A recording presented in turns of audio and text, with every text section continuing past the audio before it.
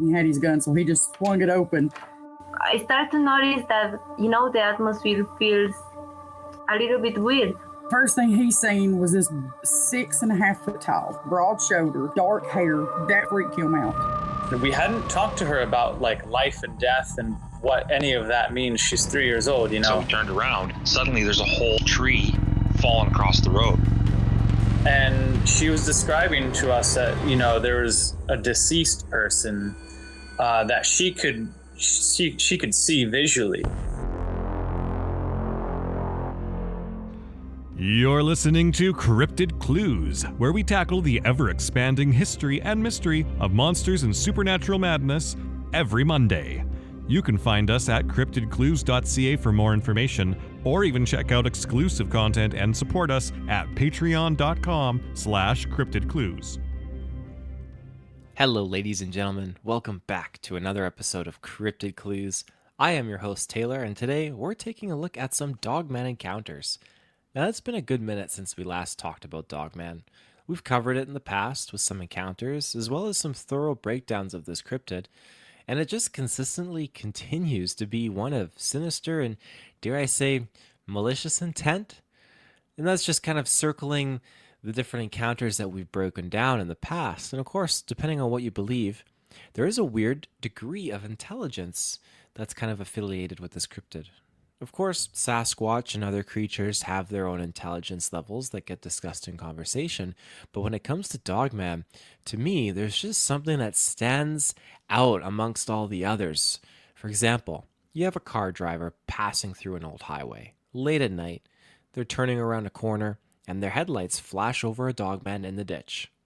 Now this Dogman looks up, it stares right at the driver as they report it, directly at the driver sitting in the driver's seat of the vehicle, not at the car, but the person driving.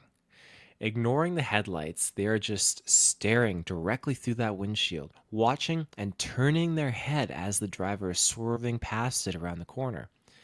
That is weird, intimidating, and it exhibits a very different sort of intelligence, if you ask me. I mean, there's certain levels like we talked about with animals, and many things are very, very smart, but this is something that is sinister, fear-mongering. There's so many ways you could spin it, but I digress. We're going to get into our first encounter, which takes us to southern Ohio. But before we get into that, just one quick shout-out. Remember, if you want to reach us directly, you can do so via cryptidclues@gmail.com. So, and I quote, "For starters, I used to be pretty skeptical when it came to all things cryptid. While I've always loved the idea of them, I genuinely thought it was all just made-up stuff. This changed a little over 2 years ago when my best friend and I encountered something we cannot explain. Now, we live in the foothills of the Appalachia in southern Ohio. One day, we wanted to go fishing in a spot we don't usually go to. Now, this specific spot is surrounded by forest. And my friend and I, we're standing on the bank of the river. We're setting up our fishing area, and it was around sunset. We were talking amongst ourselves and minding our business. We were there for maybe 30 to 40 minutes waiting for fish to bite, when we started hearing what sounded like a very large dog howling. It sounded pretty far away, and we didn't think much of it. As time passed, less than 10 minutes after the howling initially started, the howling sounded like it was getting closer and almost surrounding us. We started to freak out, and as we both agreed, we were now uncomfortable. We grabbed our stuff and booked it out of there. We ran through the woods to my friend's car, and after we got in the car, I was looking in my purse, and my friend was looking forward. I heard him say, "Oh my God, what the is that?" I shot my head forward, and I kid you not, at the edge of the woods stood a 7 to 8 foot tall, man-like, but also dog-like creature. It fit the ideal description of a dogman very well. Patchy blackish brown fur, tall, and the most terrifying yellow eyes. My friend drove us out of there fast, and we immediately went back to his grandparents' house, now not far from the fishing spot. All we knew is we needed to get somewhere safe and fast. We've never gone back to that spot. End quote. Escort stories always terrify me. Well, it's a common thing with Sasquatch. I bumped into the odd tale of Dogman doing the same thing, but it doesn't seem more like territorial. And touching base on that malicious intent thing that I mentioned prior, if a lot of people went missing, I should say, or were actually attacked, we would have more evidence and search parties and so forth occurring that ultimately it would lead to discovering something about these creatures. But just like Bigfoot, it appeared, didn't attack, and let them run off. Why? It's an age-old question for sure. Who knows exactly the answer? But Dogman, if I dare I say in my humble opinion, it just likes to mess around. It's frightfully scary. These things like to just step in and cause a ruckus. According to reports that I've inquired on, it has a sense of satisfaction in engaging but not attacking people. Fear. Or perhaps it is just curiosity. But the translation, it gets a little bit mixed up here. It becomes fear for us because we aren't raised to believe in such things. So if something like this pops up because it's curious, people are going to be afraid. It's definitely up to interpretation, and maybe that's me being a little bit too positive on it, because again, like I said, many of these encounters do result in, of course, people being afraid, but these things, as reported, almost taking satisfaction in enjoying and salivating on the idea that I'm terrifying these people. And there are usually multiple ones together. Of course, with Bigfoot, people see multiple ones together as well, but it's not exclusively a Bigfoot thing. Dogmen have been together in some reports and sightings. But ultimately, though, just like Sasquatch, they wanted themselves to be known in regards to this encounter, and they clearly wanted the people to leave their area. And I quote, "When I lived in Minnesota, I saw something that troubled me for years, and still does. I had about 2 weeks until my plane ride, moving to the Pacific Northwest. I had no money and no one to stay with, so me and my dog roughed it and camped out in the woods. It was the middle of November 2022, and temperatures were 22 low and around 35, 38 high. Always had a fire going. It honestly wasn't that bad, except at night when the fire would go out. My dog would either stay in the tent or tied up next to me. We spent only about 6 days in this area, and every single day I saw massive deer. I just moved from Memphis, where I bagged my first one. The deer in Minnesota were jaw-droppingly huge compared to my 10-pointer. Sometimes they would be about 100 yards away, walking or running across some train tracks. Now, the woods were thick, but I could always make out the animals. Before night, I would always see a dog, sometimes two, looking at me and very slowly approaching. I always screamed and hollered when I noticed them. And on the second night that I was there, I heard crashing through the woods and rocks near the tracks. I stepped out of my tent and I would see about 10 or so deer running down the tracks and then blindly dart directly towards me.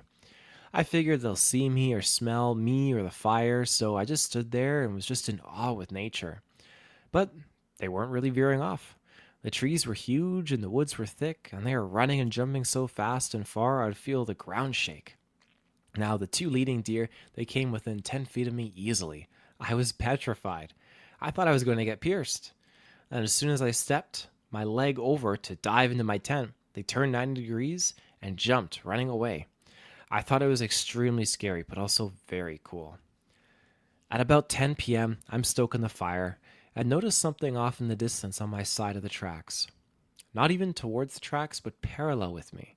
It looked like two people with headlamps processing a deer. Now, on my first day there, I did see a quickly talked to a guy passing by saying he was looking for deer skins. I made nothing of it and stopped shining my light towards them. After failing to fall asleep, I stepped outside and the two headlamps were still on. Same spot and making the same motions. It looked like they were about 4 or 5 feet apart. One would fiddle and with something on the ground and hand it to the other. And at this point, I was alarmed because it's now 1 a.m. I shined my light watch very intently. It was so dark and so far away that by the time my eyes would focus, I would need to blink, losing what I was seeing. I would watch one headlamp and see that the headlamp split into two, so I knew that what I was looking at was a pair of eyes, two individual sets of eyes. They were behind fallen logs and standing on a tree. The motions I saw were that of them moving back and forth, peeking around different spots of the trees and log. I moved my head side to side, and they did the same, but on different sections and heights of the tree, like they were crouching and then standing, but never looking away from me. So when I got back to my tent, I zipped up the door, leaving the top open about an inch or two. I zoomed my flashlight in, peeking through the hole. I could see when they stopped and when this started motioning back up. The harder I tried to focus, the more agitated the movement seemed. I was getting on a plane soon, so all I had were knives and a couple of flares. I kept them close and snuggled up with my dog. At around 5 a.m., I peeked through my tent and was still being watched. When the sun came out, I stepped out and nothing was there. I figured they were wolves, but the motion and the mimicking of me was insane. I had a great spot and worked hard on clearing this area up, so I thought I'd stay here at least one more night. On the third night, I never saw them, but around midnight I heard crashing through the tracks again and thought it was the herd of deer. Following it with my flashlight, I noticed it was only one animal, moving way faster too. It did the same thing the deer did before and started running directly towards me. I could hear it leaving the rocks and running through a large patch of tall grass, like really tall, around 4 feet, of dead grass. Now it's pretty loud. It's still coming towards me, and I'm shining my light in the general area. It's about to pop out. It's about 40 feet in front of me. The instant it comes out, it takes like maximum 2 steps and stands straight up and stops instantly. 1 second, it's not seen at all, and the next second, I'm staring at this thing, and true fight or flight kicks in. I immediately knew there was no outrunning this thing. I knew it was a full-on predator. I knew if I ran, I would get chased. The eyes were forward-facing, very long pointy ears, and could go on and all on 4s or 2. Now my dog was zipped up in the tent 3 feet from me. I zoomed in with my flashlight, and it helped absolutely nothing. I could see amberish eye shine and a wet gloss on the nose. Staying perfectly still with my light on it, I slowly but deeply took in a huge breath. About 10 seconds has gone by since it stood up, and I screamed as loud as I could, but also as quick as I could. All I screamed was, "Hey!" I never sounded like that before. I've never screamed like that in my life. I didn't know that I could even sound like that. It was unrecognizable. At the same time, I screamed. Now, I unintentionally blinked. I heard a thud and the dead grass rustle, but not nearly enough for it to be actually gone.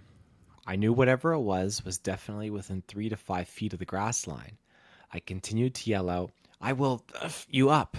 I will F eat you!" repeatedly. Before my initial scream, I saw that this thing was about 7 feet at the tip of the ears.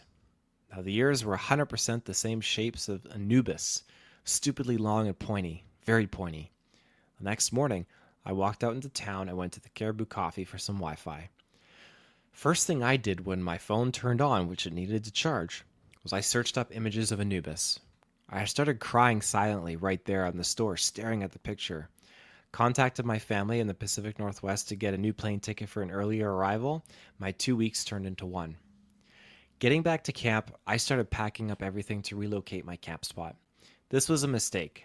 Because of the giant thing I saw, I totally forgot about the 2 things on night 2. I grabbed my things and walked right past the spot, the trees that I saw them at. I went about a half a mile further, into a more denser part of the woods. Thinner trees, but denser. That night, night 4, was terrifying. This was the first night that I heard yipping from a pack of coyotes. This was about an hour before the sun went down, and it sounded like a person screaming. But when it went on so long and so loudly, I knew it wasn't a person.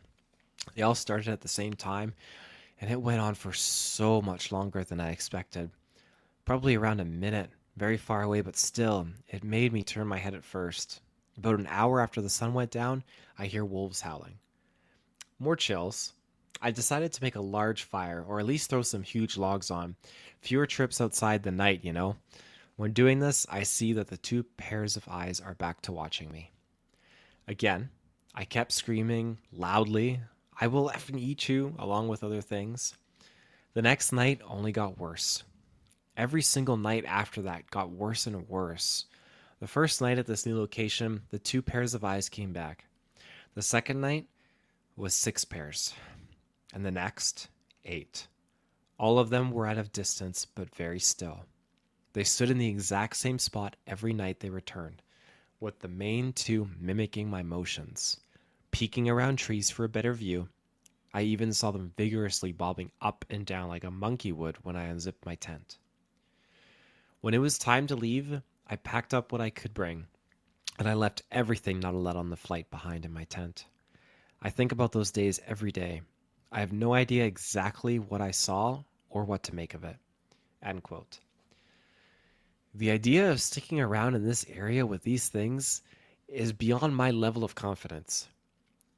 In retrospect, when you know, okay, those are a set of eyes, and you identify that, but then as the nights progress, and those eyes are doubling, and then tripling, and you're at eight sets of eyes, ooh, my goodness.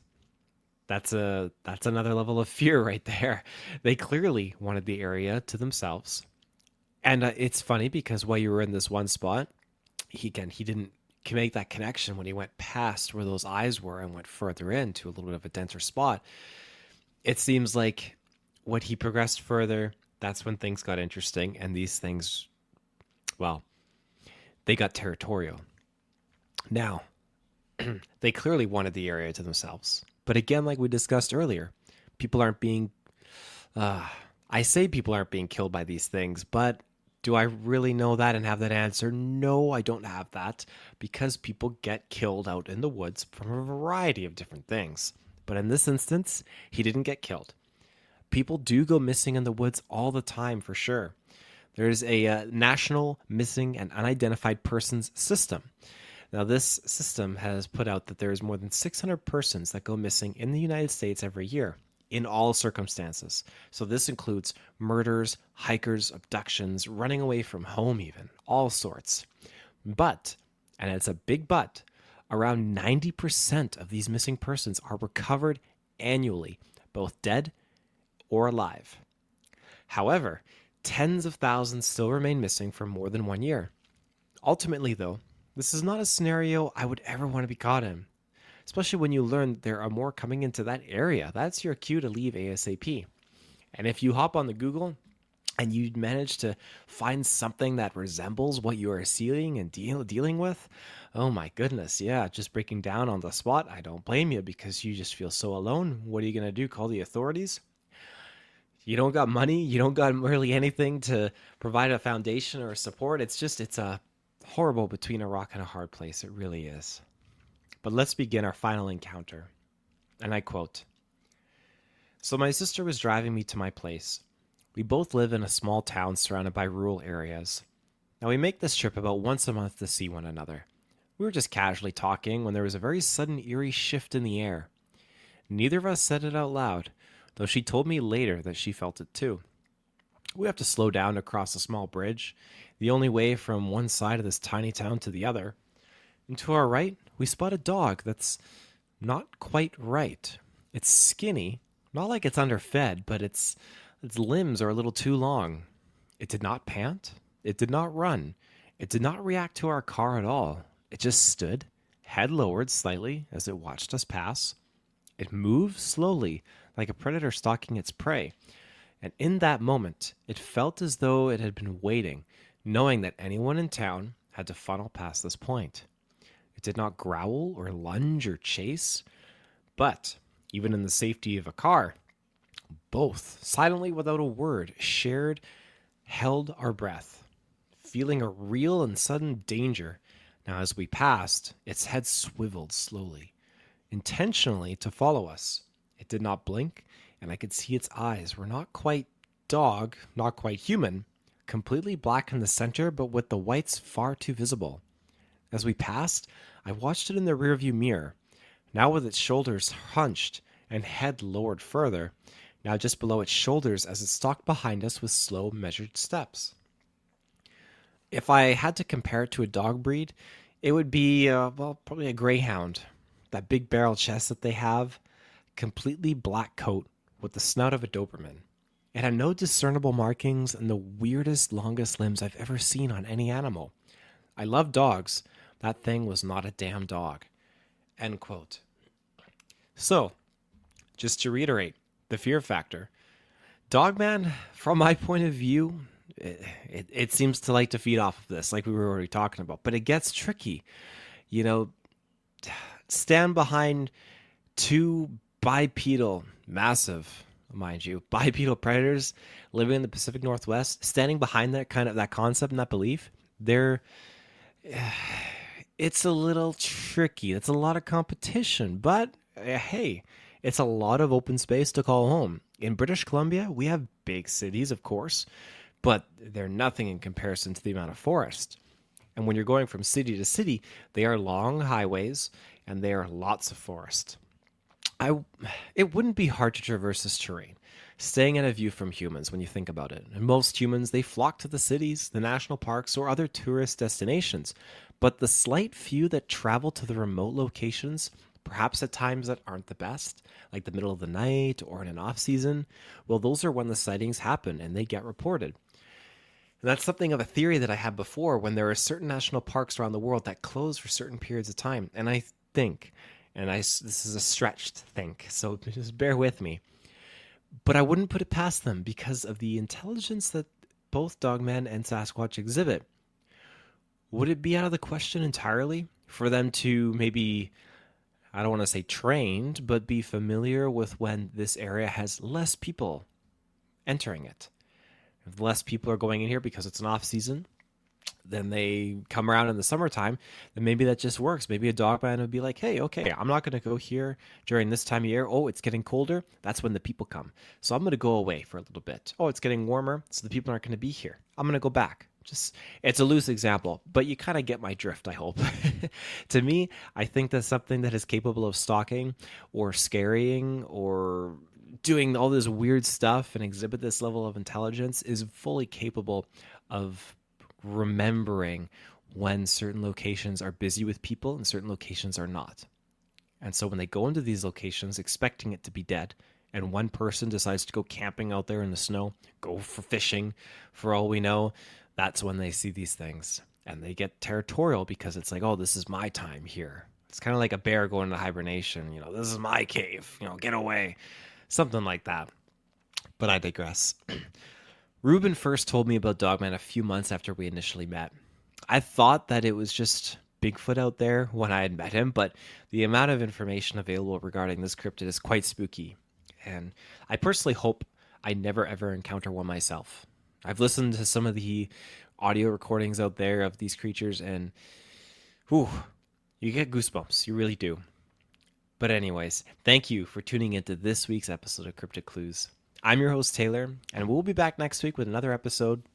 Now, a few weeks back, I put out a statement saying that we're going to be rolling the show down, or slowing the show down, I should say, a little bit. And I wanted to kind of make sure we could get to episode 200, and then make that our last one before we take a long break. But life is getting busy. It's getting busy real freaking fast. And I think I'm going to accelerate this timeline a little bit. I'll keep you posted because I'm going to get Reuben on here to rejoin for a few more episodes before we call it quits for the season. But we might not make it to 200. I might wrap it up a little bit sooner. But until then, you can reach us directly via CryptidClues@gmail.com. And remember, everyone, take care and stay safe.